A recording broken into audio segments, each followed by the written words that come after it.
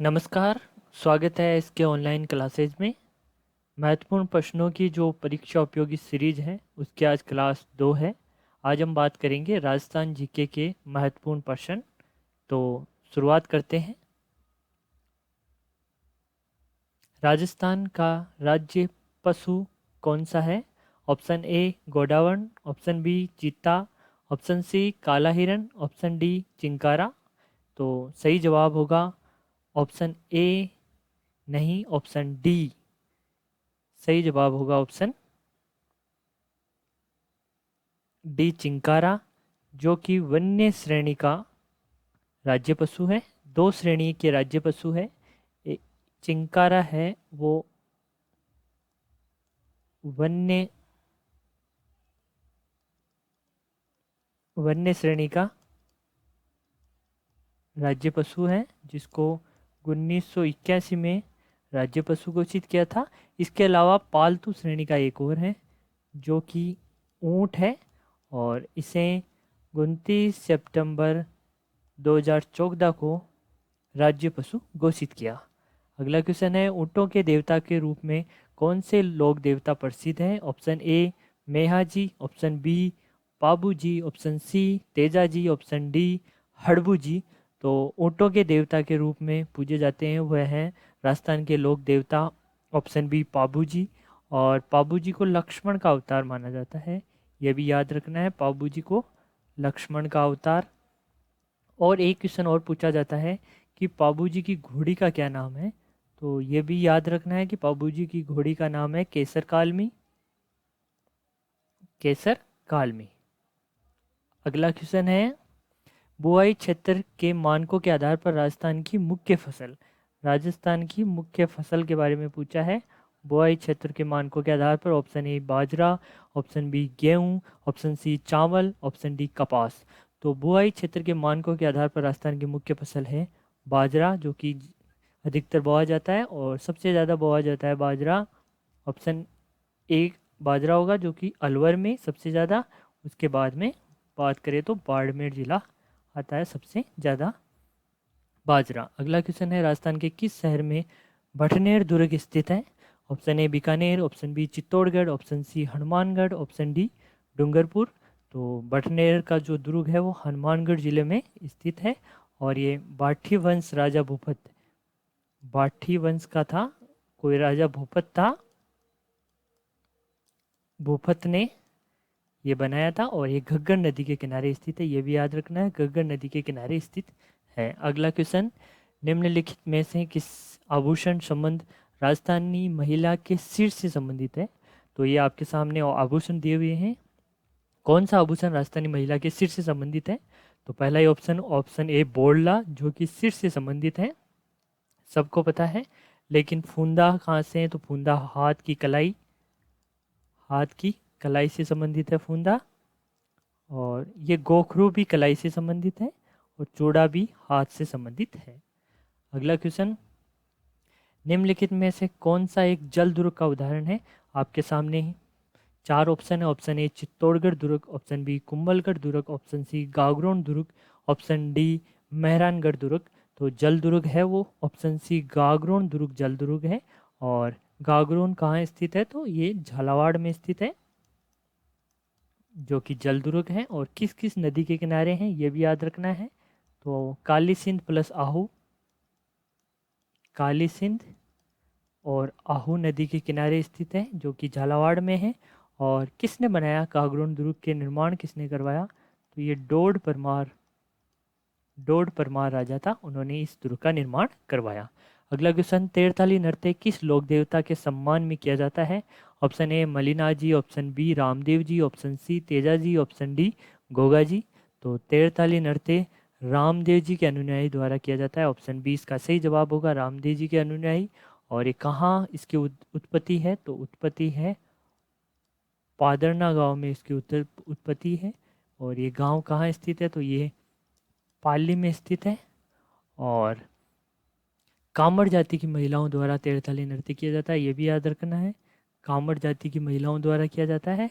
और एक प्रसिद्ध नृत्यांगना है जिसका नाम है मांगी बाई, और ये मांगी बाई प्रसिद्ध नृत्यांगना है। और 13 मंजीरें लेकर ये नृत्य किया जाता है, ये भी आपको याद रखना है। तो तेरताल नृत्य के बारे में याद रखना है, इसकी उत्पत्ति पादरना गांव पाली से और रामदेव जी के अनुयायी द्वारा, और कामड़ जाति की महिलाएं, मांगी बाई जो फेमस कलाकार है, और 13 मंजीरें लिए जाते हैं। अगला क्वेश्चन है, अरावली पर्वत सबसे ऊंची चोटी गुरु शिखर कहाँ स्थित है? तो कई बार क्वेश्चन पूछा जाता है कि अरावली की सबसे ऊंची चोटी गुरु शिखर कहाँ स्थित है। Option A Mount Abu, option B Jaipur, option C Kota, या ऑप्शन डी इनमें से कोई नहीं।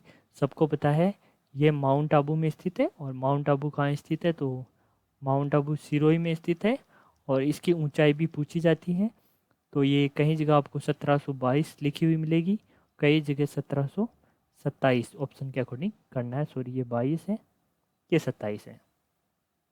अगला क्वेश्चन है, कोलायत मेला बीकानेर का प्रसिद्ध मेला है, इसका एक अन्य नाम क्या है? तो बीकानेर का प्रसिद्ध मेला है कोलायत, और इसे कपिल मुनि मेला कहा जाता है। ऑप्शन बी सही होगा, कपिल मुनि का मेला कहा जाता है। कहाँ बढ़ता है? ये कोलायत बीकानेर में बढ़ता है। कब? तो ये कार्तिक माह की पूर्णिमा को, कार्तिक माह की पूर्णिमा को ये मेला बढ़ता है, कोलायत बीकानेर में बढ़ता है, और कोलाई झील के किनारे बढ़ता है, ये भी याद रखना है, कोलाई झील के किनारे। अगला क्वेश्चन, आहड़ सभ्यता का एक अन्य नाम है। Option A Kalibangan, option B Dhulkot, option C Dholavira, option D Meenawali. तो आहड़ सभ्यता का जो कि एक अन्य नाम है, ऑप्शन बी धूलकोट। और ये आहड़ सभ्यता कहाँ स्थित है? तो ये उदयपुर में स्थित है। और इसकी खोज किसने की थी? तो 1953 में की थी। वो की थी अक्षय कीर्ति व्यास ने, अक्षय कीर्ति व्यास ने। और इसका उत्खनन किया था वो 2 बार किया था। एक तो किया था आरसी अग्रवाल ने, ये भी आपको याद रखना है, आरसी अग्रवाल ने। और जो कि कब किया था? 1954 से लेकर 56 के बीच में। और 1961-62 में बी एन मिश्रा और एस डी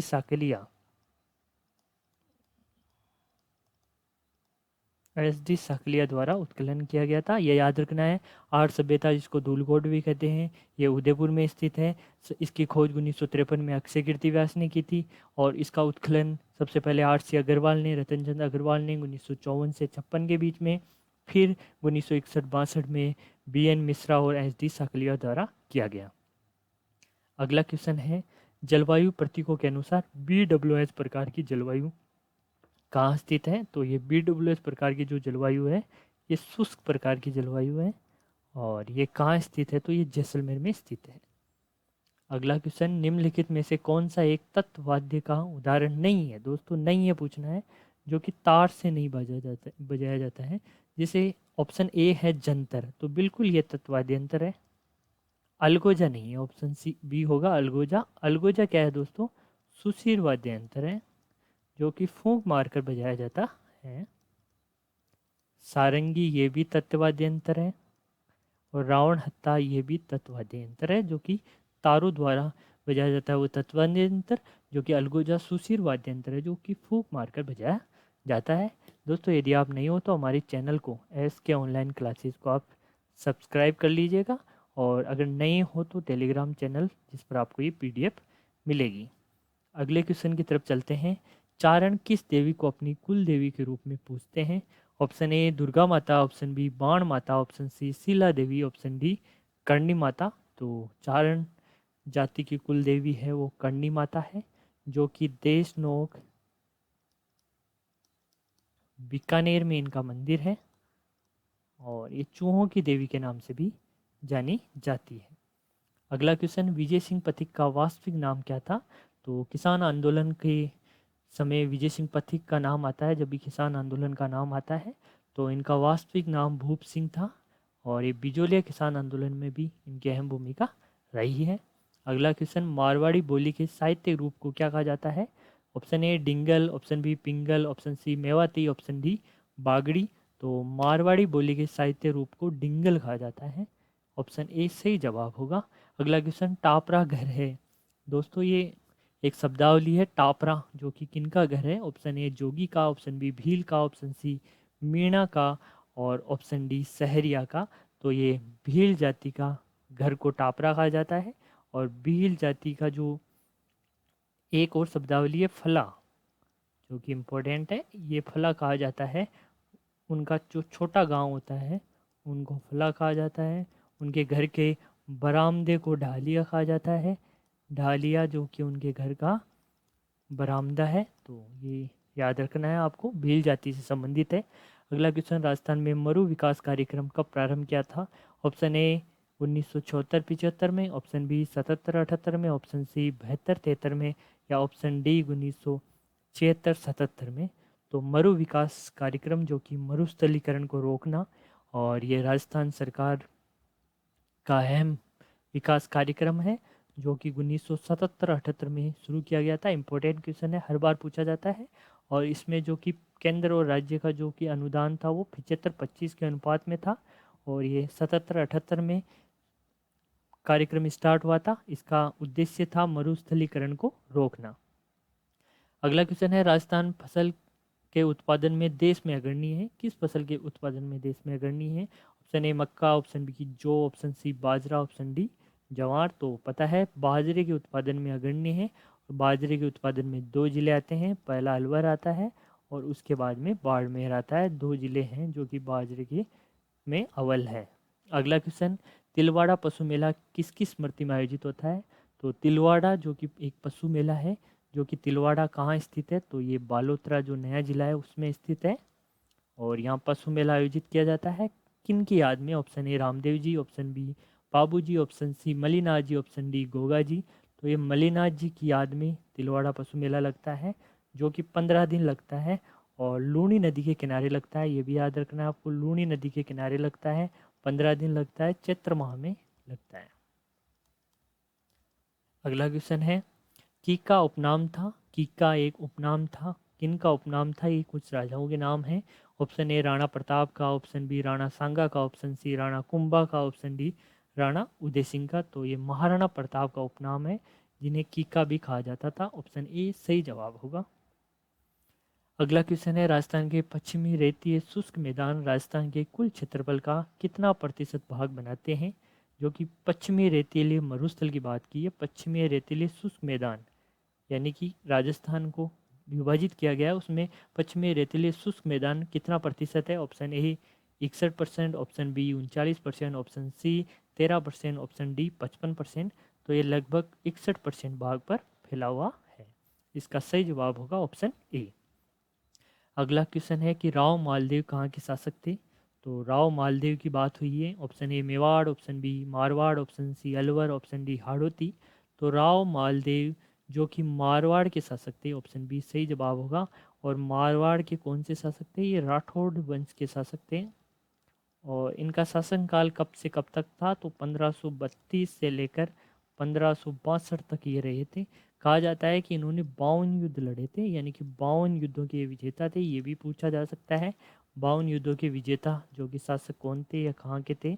तो ये राव मालदेव थे, जो कि मारवाड़ के राठौड़ वंश थे। इन्होंने 52 युद्ध जीते थे, तो 52 युद्ध विजेता भी कहलाते हैं।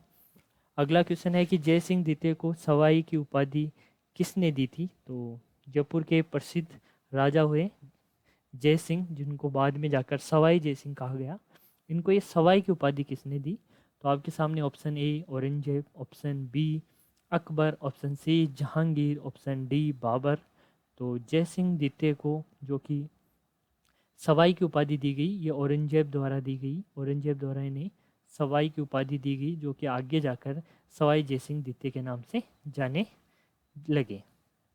अगला क्वेश्चन है, अजमेर क्षेत्र को राजस्थान में किस वर्ष में सम्मिलित किया गया था? Option A 1946, option B 1950, option C 1956, option D 1951। तो राजस्थान के एकीकरण में, जो कि राजस्थान का एकीकरण हुआ था, कुछ साल चरणों में हुआ था। तो अजमेर को कब इसमें सम्मिलित किया गया था? तो ये 1 नवंबर 1956 को अजमेर को सम्मिलित किया गया था। तो आपको याद रखना है। अगला क्वेश्चन है, कालीबंगा निम्न में से किस जिले में स्थित है? तो सभ्यताओं की बात हुई है तो कालीबंगा की बात होगी। तो कालीबंगा किस जिले में स्थित है? तो Kalibanga option A Hanumangarh, option B Ganganagar, option C Bikaner, option D Barmer. तो कालीबंगा सभ्यता है वो घग्गर नदी के किनारे स्थित है। और घग्गर नदी के किनारे स्थित है, तो ये हनुमानगढ़ जिले में स्थित है। ऑप्शन ए सही जवाब होगा। यदि आप नहीं हो तो हमारे चैनल एस के ऑनलाइन क्लासेज को आप सब्सक्राइब कर लीजिएगा। और ये हमारा टेलीग्राम चैनल है जहाँ पर आपको पीडीएफ मिलेगी तथा तमाम अपडेट मिलेगी। तो चलते हैं अगले क्वेश्चन की तरफ कि राजस्थान की किस चित्रकला शैली का संबंध ढोला मारू से है। तो ढोला मारू एक प्रसिद्ध चित्र शैली थी। इसका संबंध किससे है? मेवाड़ से है, मारवाड़ से, हाड़ौती से, ढूंढार से। तो सबसे पहले बात करते हैं कि ढोला मारू क्या है। तो ढोला और मारू इनकी प्रेम कहानी है। ढोला और मारू की क्या है? प्रेम कहानी है। तो ढोला नरवर के राजकुमार थे। कहाँ के राजकुमार थे? नरवर के। नरवर के राजकुमार थे ढोला। और मारू थी वो पुगल की राजकुमारी थी। ये पुगल की राजकुमारी थी। इनके बीच में प्रेम प्रसंग था और इन प्रेम प्रसंग को लेकर एक प्रसिद्ध चित्र हुआ जो कि ढोला मारू कहलाया। और ये मेवाड़ और मारवाड़ दोनों में ही इस चित्र कला की जानकारी मिलती है। तो इनका जवाब दोनों ही होगा। मेवाड़ व मारवाड़ दोनों में ढोला मारू से संबंधित जानकारी अपन को मिलती है। अगला क्वेश्चन, उस्ता कला का संबंध निम्न में से किस जंतु की खाल से है? तो ऑप्शन ए बाघ, ऑप्शन बी भेड़, ऑप्शन सी ऊंट, ऑप्शन डी घोड़ा। तो सबसे पहले बात करते हैं कि ऊँट की खाल पर जो चित्रकारी की जाती है उसे उस्ता कला कहा जाता है। तो इसका सही जवाब तो ऊँट होगा। तो ये कहाँ की प्रसिद्ध है ये भी याद रखना है कि उस्ता कला कहाँ की प्रसिद्ध है। तो ये मथेरना बीकानेर की फेमस है। उस्ता कला कहाँ की प्रसिद्ध है? तो मथेरना जो कि कहाँ है? बीकानेर। तो यहाँ की प्रसिद्ध है। और ऊँट की खाल पर जो चित्रकारी की जाती है एक सुंदर चित्रकारी को उस्ता कला कहा है। अगले क्वेश्चन की तरफ चलते हैं। कोपेन के अनुसार BWSW जलवायु प्रदेश में निम्नलिखित जिलों में से कौन सा सम्मिलित नहीं है? कोपेन की बात की है जलवायु और BWSW की बात की है। कोपेन के अनुसार कौन सा सम्मिलित नहीं है? आपके सामने option A Jaisalmer, option B Bikaner, option C Ganganagar, option D Jalore. तो कोपेन ने ये शुष्क क्षेत्र की बात की है जिसमें जैसलमेर भी सम्मिलित है, बीकानेर भी सम्मिलित है और गंगानगर भी सम्मिलित है। तो जालौर इसमें सम्मिलित नहीं है। तो इसका सही जवाब ऑप्शन डी होगा।